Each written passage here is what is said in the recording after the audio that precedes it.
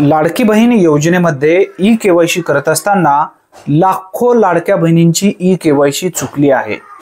ज्यांची e KYC चुकली आहे अशा प्रत्येक लाडक्या बहिणींना एक प्रश्न पडलेला असेल, तो म्हणजे इथून पुढे लाडकी बहीण योजनेमध्ये आम्ही पात्र असणार का?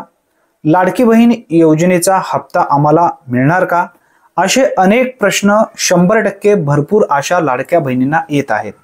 जर तुम्ही लाडकी बहीण योजनेमध्ये ई केवायसी केला असेल किंवा ई केवायसी आतापर्यंत केला नसेल तर हा व्हिडिओ नक्की आवर्जून शेवटपर्यंत पहा।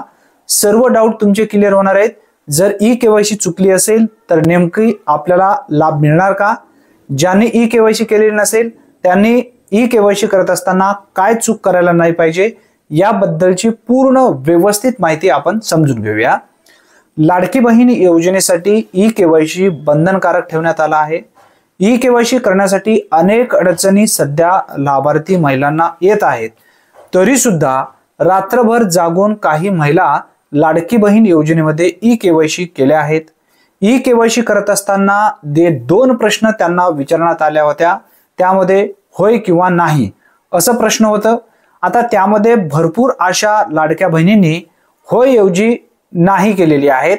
ते कोणकोणते 2 प्रश्न होते या संदर्भात सविस्तर माहितीचे सुद्धा आपण व्हिडिओ घेतलेले आहेत। ज्यांचं आधार कार्ड नंबर तुम्ही टाकलाय, ज्यांच्या आधार कार्डवरून तुम्ही OTP मागितलाय त्या व्यक्तींच्या नावाने किंवा त्यांना जर स्वतःला नोकरी नसेल किंवा 4 चाकी वाहने नसेल तर काळजी करू नका। जरी तुम्ही नाही केला असेल तर कन्फर्म तुमच्या खात्यामध्ये ते पैसे येतील आणि तुम्ही या योजनेसाठी पात्र राहणार आहात। काही काळजी करण्याची गरज नाही। आता त्यानंतर एका कुटुंबात किती महिला लाभ घेत आहेत असा सुद्धा एक प्रश्न विचारण्यात आलेला होता। त्यामध्ये एक विवाहित आणि दुसरी होती अविवाहित। आता तरी सुद्धा भरपूर अशा महिला त्या ठिकाणी नजर चुकीने किंवा तो प्रश्नच त्यांना समजलेला नाही त्या ठिकाणी नाही केलेले आहेत। तर तुम्हाला त्या ठिकाणी सुद्धा होय करायला पाहिजे होता, तरी आता चुकून तुम्ही होय केलात तर काळजी करण्याची या ठिकाणी गरज नाही। तुमच्या 2 व्यक्तींचे आधार नंबर त्या ठिकाणी घेतलेले आहेत, एक तर तुमच्या स्वतःचा आणि दुसरा जर तुम्ही विवाहित असाल तर तुमच्या पतींचा, अविवाहित असाल तर वडिलांचा। आता या दोन्ही व्यक्तींच्या नावाने 4 चाकी वाहने असतील, आयकर दाता असेल किंवा या व्यतिरिक्त जे काही तुम्ही काम करताय सगळं आधार कार्डवरून त्यांना डिटेल्स समजून येणार आहे।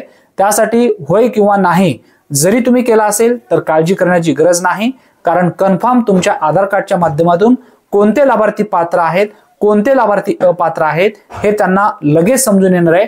त्यासाठी काळजी करू नका। जर तुम्ही होय ऐवजी नाही केला असेल तरी सुद्धा तुम्हाला काळजी करण्याची गरज नाही। 100% तुम्ही या योजनेमध्ये पात्र असाल। जर तुम्ही पात्र असाल तर जे नियम सांगण्यात आलेले होत्या 7 नियम होते, ते कोणकोणते 7 नियम होते या संदर्भात सुद्धा मी व्हिडिओ घेतलेला आहे। जर तुम्ही ई केवायसी केली नसेल तर अचूकरित्या कोणत्या वेळेमध्ये आपली ई केवायसी सोप्या पद्धतीने पूर्ण करायची या संदर्भातील माहिती सुद्धा आपल्या चॅनलवरती उपलब्ध आहे। या ठिकाणी मी 2 व्हिडिओ लावेन, त्यामध्ये एक टच करा आणि पूर्ण व्यवस्थित माहिती पाहून ई केवायसी करून घ्या। कन्फर्म तुमची ई केवायसी होऊन जाईल। धन्यवाद।